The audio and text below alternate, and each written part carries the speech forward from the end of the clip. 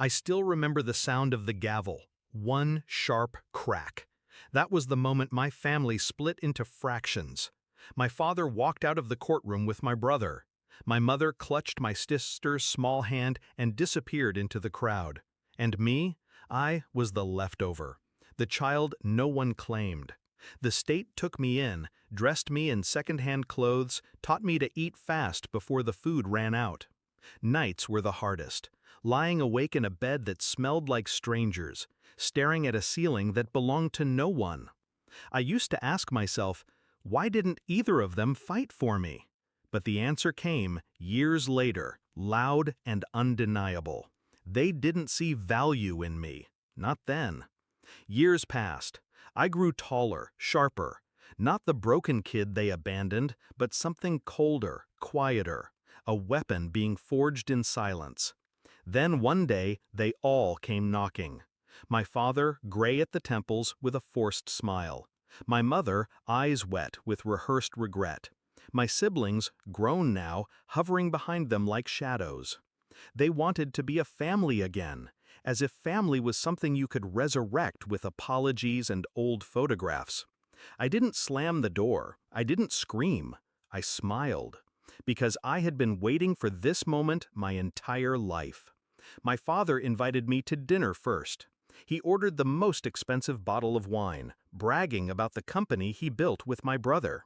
He spoke like nothing had happened, like I had been on some extended vacation instead of rotting in state care. But I wasn't listening to his words. I was studying him, his weaknesses, the tremor in his left hand when he reached for the glass, the way he checked his phone between sentences, desperate for validation. A week later, I visited his office. I left behind a flash drive, something he assumed was a gift, a slideshow of childhood pictures I found. He didn't know it carried something else, a traceable program, pulling financial records, client lists, and secrets he thought buried. By the time I was done, his empire was bleeding. Slowly, quietly. Contracts voided, clients pulled away, one by one. No one suspected me. I made sure of that. My mother was next. She played the role of victim well, wringing her hands, speaking of sleepless nights, whispering how she regretted leaving me behind.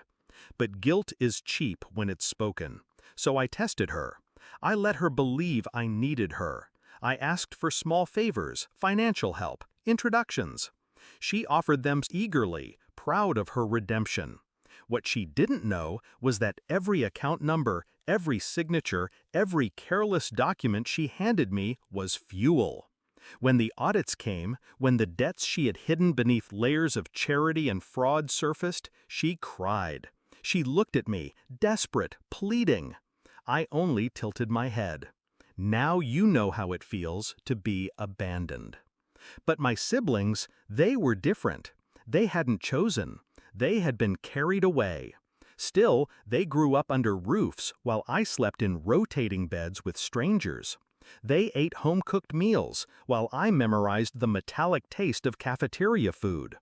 When they came to me, it wasn't with arrogance. It was curiosity. A brother and sister wanting to know the ghost of the sibling they lost. And so I gave them a choice. Stay in my life, stripped of illusions, or walk away before I destroyed the image they had of our parents. They chose to stay. The climax came on a rain-soaked night, years in the making. I invited them all to my home, neutral ground. The table was set, wine poured, silence heavy. My father sat stiff, jaw tight. He'd lost his company, his reputation shredded by whispers he couldn't trace.